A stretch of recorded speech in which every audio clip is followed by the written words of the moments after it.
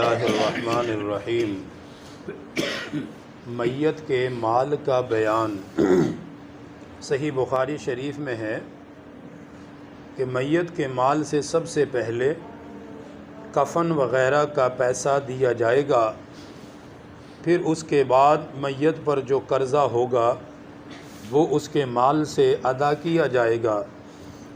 قرضہ ادا کرنے کے بعد اگر اس نے کوئی وصیت کی ہو تو اس کی وصیت کو اس کے مال سے پورا کیا جائے گا، اور یہ وصیت اس کے مال سے تہائی حصے سے ہی اس کو پورا کیا جائے گا۔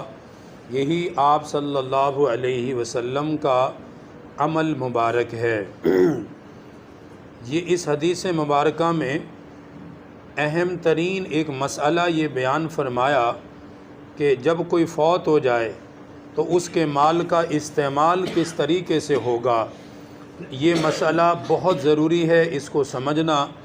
عام طور پر لوگ میت کے مال میں فضول خرچیاں کرتے ہیں، جب کہ وہ مختلف حصوں میں مال جا چکا ہے، اس لیے اپنی مرضی سے اسے کوئی استعمال کرے تو یہ اس کے لیے مناسب نہیں ہے۔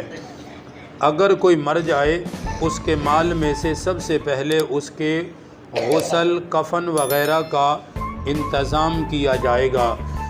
میت کا جو کفن ہے وہ اس کے پیسوں سے خریدا جائے گا، جو اس کا مال ہے۔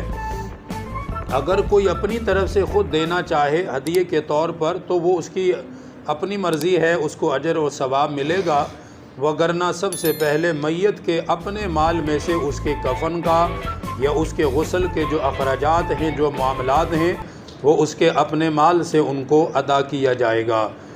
دوسرے نمبر پر غسل دفن کے بعد اس کے جو قرضے ہیں ان کی ادائیگی کی جائے گی۔ ابھی وراثت نہیں کرنی، ابھی اس کو تقسیم نہیں کرنا۔ یہ ایک ترتیب بتائی ہے مال کی کہ اس کی ترتیب کیا ہے، جبکہ اچھے خاصے مسلمان کلمہ پڑھنے والے، دین کا نام لینے والے، ان کو یہ تک معلوم نہیں ہوتا کہ میت کے مال کا طریقہ کار کیا ہے، اس کو استعمال کس طرح کرنا ہے یا کس طریقے سے اس کو استعمال کے اندر لے کر آنا ہے۔ سب سے پہلے میت کے مال میں سے اس کے کفن کا انتظام ہے یا غسل پہ جو خرچ ہے اس کا انتظام اس کے مال سے کیا جائے گا۔ اگر کوئی اپنی مرضی سے کرتا ہے، سارا خرچہ اٹھاتا ہے، تو وہ اس کی اپنی مرضی ہے، تو پھر اس کے مال میں سے اس کو استعمال نہیں کریں گے۔ دوسرے نمبر پر اس کا قرضہ ادا کیا جائے گا۔ اگر کسی کا قرض ہے، کوئی آ کر بولتا ہے کہ بھئی یہ جو میت ہے اس پہ میرا اتنا قرضہ ہے، میں نے اس سے اتنا مال وصول کرنا، اس نے مجھ سے لیا تھا، یا کوئی لین دین کا معاملہ تھا، تو سب سے پہلے میت کا قرضہ اتارا جائے گا، کیونکہ میت کا جو قرضہ ہے وہ اس کی نجات میں رکاوٹ بنتا ہے۔ نبی پاک صلی اللہ علیہ وسلم نے فرمایا، شہید کے ہر گناہ کو اللہ معاف فرما دیتا ہے، لیکن شہید سے بھی اللہ قرضے کو معاف نہیں فرماتا ہے۔ تو قرضے کی ادائیگی بہت ضروری ہوتی ہے۔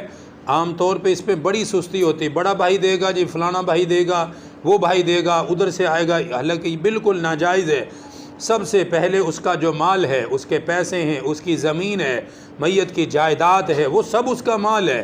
اگر اس کے پاس نقدی نہیں ہے تو اس کی زمین کو بیچو، بیچنے کے بعد اس کے قرضوں کی ادائیگی ہوگی، ادائیگی کے بعد کوئی زمین بچتی ہے، کوئی پیسہ بچتا ہے، تب وہ اولاد کے اندر، بہن بھائیوں کے اندر، یا جو ترتیب ہے اس کے حساب سے اس کو تقسیم کر دیا جائے گا۔ لوگ کہہ دیتے ہیں جی اس کے پاس تو پیسے ہی کوئی نہیں ہے، ہم کہاں سے قرض ادا کریں؟ بھائی اس کی جو زمین ہے جس کا وہ مالک تھا وہ بھی تو اس کا مال ہے، اس کو بیچو، گھر بھی، یہاں تک اگر گھر بھی بیچنا پڑے تو بیچنا ہوگا، کیونکہ قرضے کی ادائیگی یہ بہت ضروری چیز ہے۔ قرضے کی ادائیگی کے بعد تیسرا مرحلہ مال کا، میت کے مال کا، یہ ہوتا ہے کہ پھر یہ دیکھیں گے کہ میت نے کوئی وصیت تو نہیں کی کہ مسجد کے لیے، کوئی مدرسے کے لیے، کسی یتیم، غریب، مسکین یا کسی بھی نیک کام کی اس نے کوئی وصیت کی اپنے مال میں سے یہ کروا دینا وغیرہ۔ اب اس کی جو وصیت ہے یہ بہت اہم مسئلہ ہے، عام طور پہ لوگ اس سے واقف نہیں ہیں۔ وصیت کل مال کے تہائی حصے میں جاری ہوتی ہے، یعنی کفن کا پیسہ نکال کر، قرضے کا پیسہ نکال کر، اب جو رقم بچ رہی ہے اس کے 3 حصے کر کے ایک حصے کے اندر وصیت کو جاری کیا جائے گا، سارے حصے میں نہیں۔ مثلا اگر ایک بندے نے کہا جی میرے مرنے کے بعد میرے نام سے پوری مسجد بنا دینا، اب اگر وہ پوری مسجد بنائیں تو ورثاء کو کچھ نہیں بچتا، سارا پیسہ اس میں لگ جاتا ہے، تو ایسا نہیں ہوگا۔ مثال کے طور پہ کسی کے 9,000 بچتے ہیں، اب 9,000 اگر سارے کے سارے مسجد میں لگائیں تو اس کے بیٹے ہیں، اس کی بیٹیاں ہیں، اس کو تو کچھ بھی نہیں بچے گا، اور مسجد پھر بھی 9,000 میں نہیں بن پائے گی۔ اب اس کے 9,000 کے 3 حصے کریں گے، 3 کے 3 حصے بنیں گے، 3,000 میں صرف اس کی وصیت کو جاری کیا جائے گا، بس جتنا اس 3,000 میں کام ہوتا ہے وہ کیا جائے گا، کوئی باقی کام نہیں ہوتا تو نہ ہو۔ اس میں نہ میت سے کوئی سوال ہے، نہ ورثاء کے ذمے کوئی گناہ ہے۔ عام طور پر لوگ یہ سمجھتے ہیں کہ میرے والد صاحب نے وصیت کر دی، بھئی اب اس کو پورا کرنا، قرضے لو، یہ کرو وہ کرو، کوئی ضروری نہیں ہے۔ اس کے مال میں سے 3 حصوں میں سے صرف ایک حصہ اس کی وصیت پر استعمال کیا جائے گا۔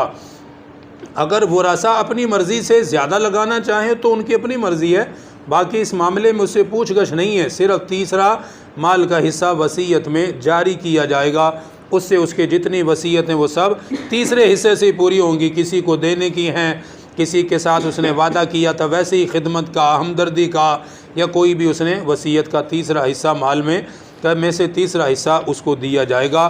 اس کے بعد جو بچے گا وہ ورثاء کا مال ہوگا، اب وہ بہنوں کا ہوگا، بھائیوں کا ہوگا، جو کچھ بھی ہے وہ ان میں تقسیم ہوگا۔ تو کفن کے بعد، قرضے کے بعد، وصیت کے بعد جو مال بچتا ہے وہ سب بہن بھائیوں کا برابر کا حصہ ہوتا ہے۔ اللہ تعالیٰ دین کی صحیح سمجھ نصیب فرمائے۔ الحمدللہ رب العالمین، والصلاة والسلام علی سید الانبیاء والمرسلین، ربنا آتنا فی الدنیا حسنہ وفی الآخرۃ حسنہ وقنا عذاب النار وقنا عذاب القبر وقنا عذاب الحشر وقنا عذاب المیزان، رب اغفر وارحم وانت خیر الراحمین، وصلی اللہ تعالی علی رسول خیر خلقہ۔